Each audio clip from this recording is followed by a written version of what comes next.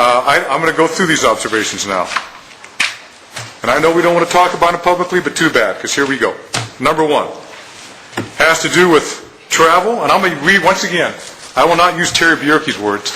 I will use the words of the audit firm that was employed by the City of Grand Forks through the Alerus Center. And these are going to be these words verbatim, not my word. Don't want to hear anything about hyperbole. I'm going to quote them.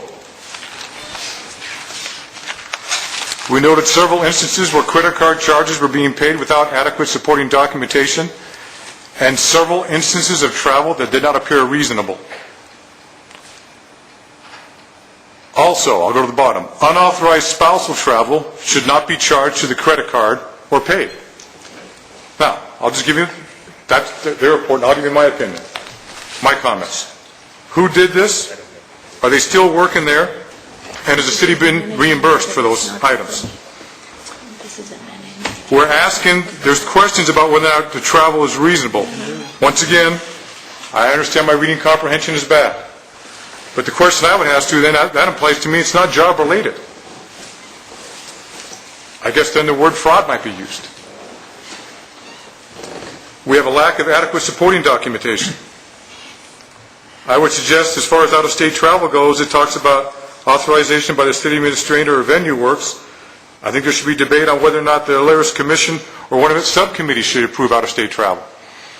I didn't know the director of venue of the building worked for the administrator, and I don't know if I want venue works watching the hen house.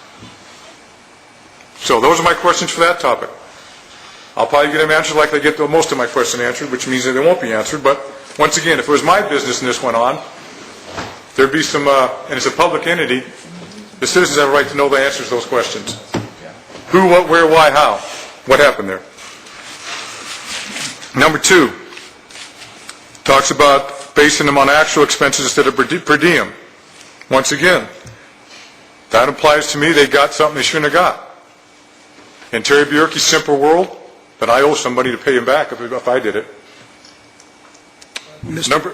Yes, sir. Bjerke, excuse me. Yes, sir. It is my understanding, and maybe Mr. Cruin can answer, that when those came to light, that I believe that checks were cut back to the Alerus Center, to Venue Works, paid money back to correct those mistakes that they made through lack of oversight. So, correct me if I'm wrong, but I think those were corrected by money being paid back from Venue Works. That's what I indicated earlier, is there was a confusion. Those people thought that they would be able to follow the policies of the private sector. They were not able to.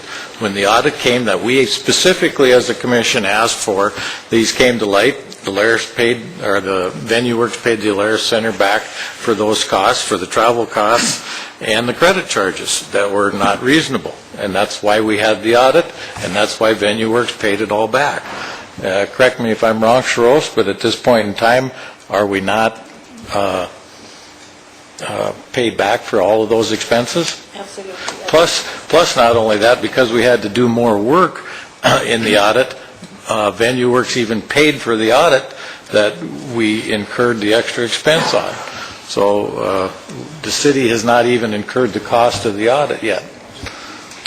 Thank you, Mr. Bjerke. So they're all paid back, correct? That's the understanding that we Okay. That's the first public comment I've heard of that since this report's come out.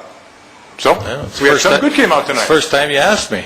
Okay, so then all questions are good questions. I'll move on.